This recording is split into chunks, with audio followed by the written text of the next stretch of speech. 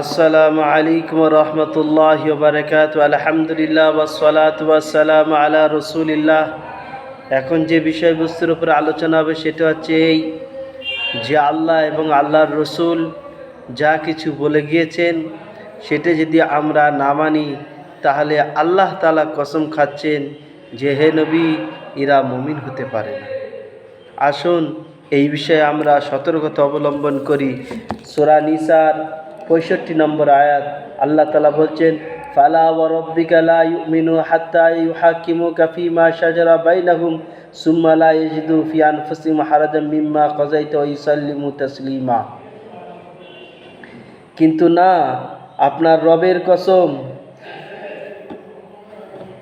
এরা মুমিন নয় যতক্ষণ না তারা বিপদ মীমাংসার জন্য আপনার কাছে আসে।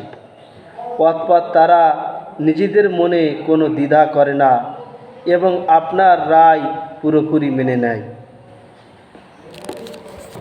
এই আয়াতের মানে শুনলেন, যার সারমর্ম হচ্ছে এই যে আল্লাহ তাআলা বলছেন যে আল্লাহ তাআলা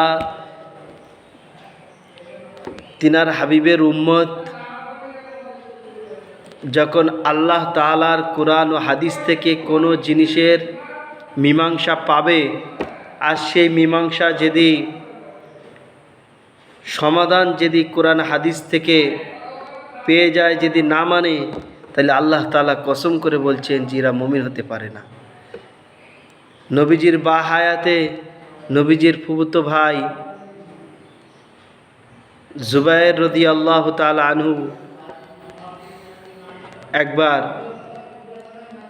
খেতে পানি দিচ্ছিলেন। আনসারি সাহাবা এসে বললেন যে পানি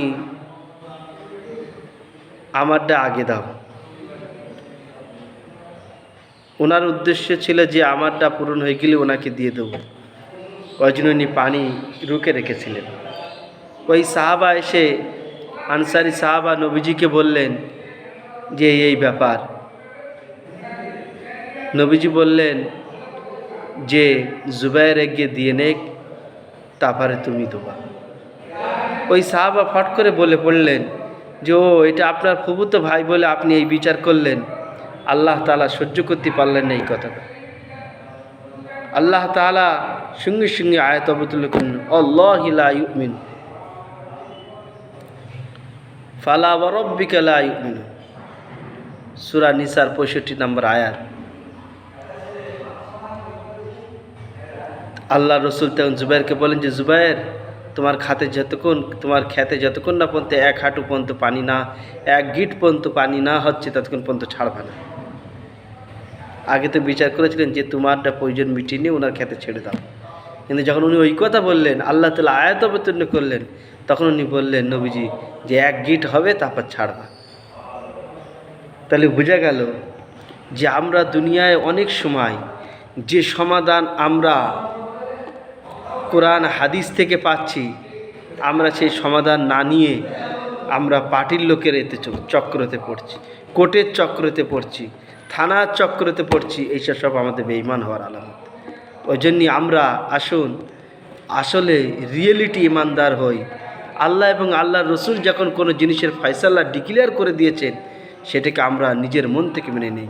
কোরআনের 65 নম্বর আয়াত সূরা নিসা এই কথাই বলেছেন যে আল্লাহ কসম করে বলছেন যে আমার মাহবুব, তোমার রবের কসম, ওরা যতক্ষণ না পর্যন্ত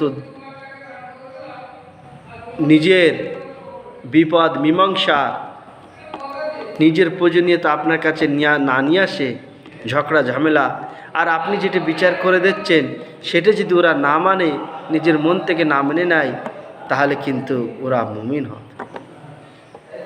আল্লাহ যখন এই কথা বলছেন, তখন আমি আপনি কোথায়?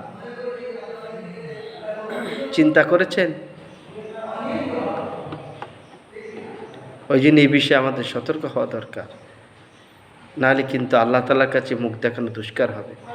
দুনিয়ায় নাম থাকবে মুসলমান, কাম থাকবে মুসলমান, কিন্তু আল্লাহ তাআলার খাতায় মৃত্যুর পরে নাম মুসলমান পাওয়া যাবে না। কেন? সূরা নিসার আয়াতে তো আল্লাহ তাআলা কসম করে বলছেন। আল্লাহ তাআলা এই বিষয়ে আমাকে আপনাকে সচেতন করুন বলেন, আমিন।